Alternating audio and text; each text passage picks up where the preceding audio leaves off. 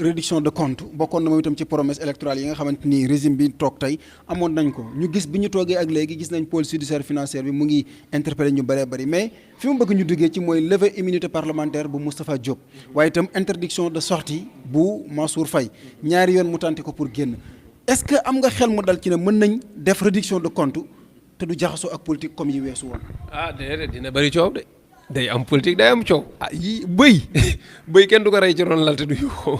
mooy munoo jàpp ay politiciens di def ak ñoom réduction de compte te amul coow man jàpp naa ne coow li sax man defoon naa dana fi ëpp nii man nii mu xaw a dalee nii xaw na ma bett man jàppoon naa ne bon kaw Farba Ngom ak ñee du gaaw a jeexee nii mais dafa mel ni mi ngi wàcc ndànk-ndànk kaw Moustapha Diop day ñëw peut-être ñenn ñi ñemee guñu fës pour bañ ñu boole leen ci liste bi xëy na moo tax mais man damaa jàpp ne ab politicien wu milliardaire bis bu ñu bëggee nangu lam yor ci alal mbaa ñu tëj ko kaso dana am coow moom du yomb te procédure bi dana gudd parce que day jël avocat ba doyal te prox ndoll bu mu xam danañ fa dugg média bi fu mu fa mën a siiwalee boppam dana ko def ba mu nekk pression am na nu muy demee bu ci ñii demee wala xel sax mën naa dem ba mëdd seen liggéey li am solo mooy ña nga xam ne ñooy autorité yi buñ ci prononcé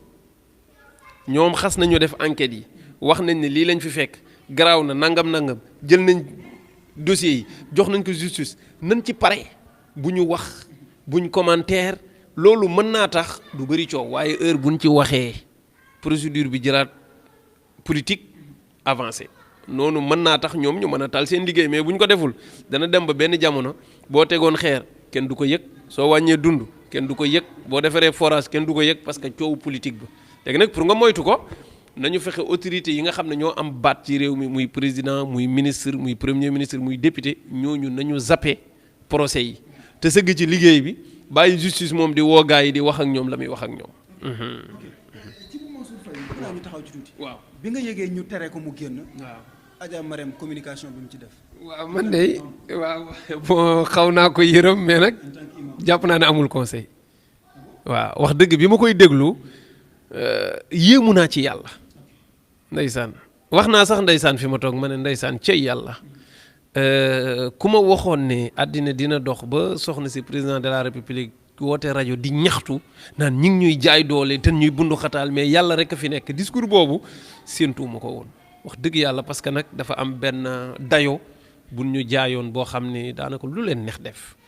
mais keroog bi ma ko déggee laa xam ne nekk nguuru yàlla rek moo dul jeex ñaareel bi ci des warul woon génn def boobu communication parce que communication bi da leen a wàññi daal maanaam dafa wane ne ñoom ndeke dañoo faible fi ñu toll nii ñi ngi leen di sonnal ñi ngi leen di bëgg a yegg fu sori te jàppoon nañ ne Macky Sall ak Marème Faye Sall ñoom yii yegg ci ñoom du yomb parce que fi ñu nekk nangam. waaw bon man jàpp naa teel na loolu it d'accord naa ko parce que nag yow koo xam ne dañ na ko rek bul génn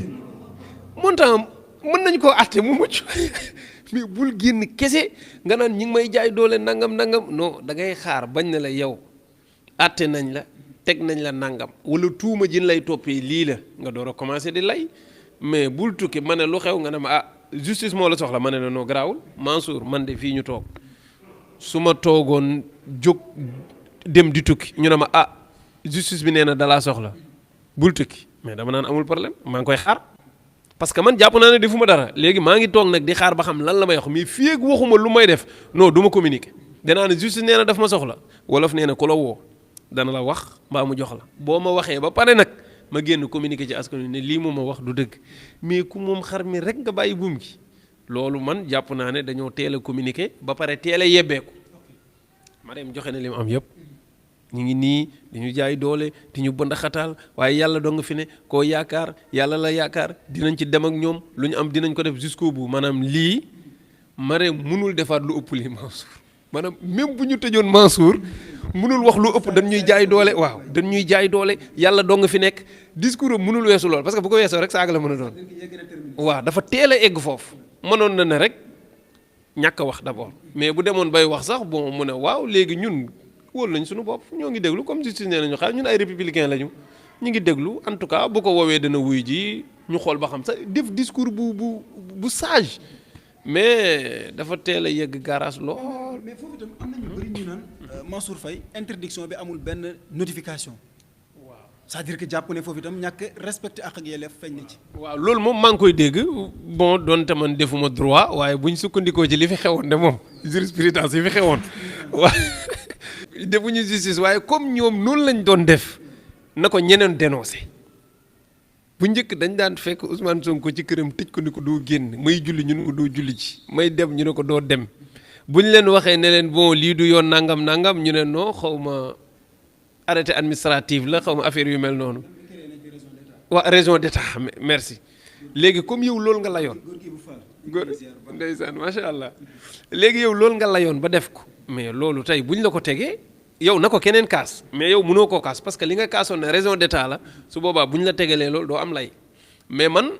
defuma justice ndax nit ki boo koy teree da nga ko war a notifier ne ko yow bul génn réew mi wala déet mais bu dee loi yi loolu la wax nañ ko respecteel mais nag am na risque Mansour ni ma déggee dañ ne CENTIF moom dafa spécial moom bu lay topp du la yëgal ne maa ngi lay topp te moom président du ko yebal ministre du ko yebal kenn du ko yebal muy jógal boppam parce que loolu la ko état bi di sant te bu lay seet nee nañ bu la waxee ne maa ngi lay seet loolu mën naa tax ngay effacer traces yi te day utiliser lu nekk pour mën a am accès ci yow jaar say xarit déedéet loo mën a doon ci réew mi rek am na sañ-sañu xëy jël bigam di la wër di topp di luñut Marème wax na ko nee na 6 mois ngi nii ñu ngi koy topp di xool ay xaritam ay àndandoom ay nangam c'est-à-dire kon ñoom xamoon nañ ne ñu ngi leen di topp kon kay yow comme justice bi soxla na la mais bu ne la dama laa soxla maa ngi lay topp di enquête sa xarit laaj sa xarit na ah gars yi woon nañ ma de wax nañ ma nangam ak nangam nga ne ah kon gars yi ngi samay tànk du ma génn Mansour parce que su ma génnee da nga naan dama daw moo tax ma jàpp ne su fekkee CENTIF am na dayo boobu sañ na bu lay topp ba ci yàgg monsieur la nga bëgg génn mu ne déet jàppal leen ma waa ji ci moom laa jëm si te bu génnee dootuma ci jot encore dafa am ñeneen ñu bokk ci yéen ñoo xam ne dañ leen soxla woon ñu génne réew mi ba léegi nee nañ ñëwaatuñu waaw léegi nag bu ñu sàgganee ba def loolu même bu ko loi mayewul sëñ bi am xel mu rafet moo ko nangu mënoo topp ay nit ñu yolleeku di daw ñu naan la waaye tant que pare goo ci ñoom bul jàpp kenn de toog leen fii bañ pare man li ma d'accord mooy képp ku doon gérer fii ci réew mi waroo génn réew mi tant que pare wuñ ci yow